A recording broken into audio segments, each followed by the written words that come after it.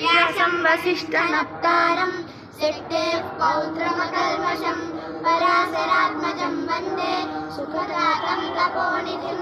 सम्यग्न्यायकलापेन महता भारतेन च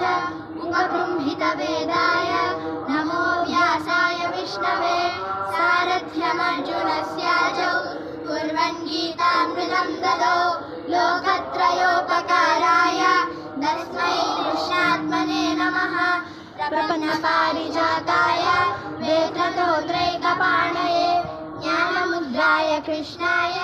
गीतामृतदुहे नमः करकमलनिदर्शितात्ममुद्रः परिकलितोन्नतबर्हिबर्हचूडः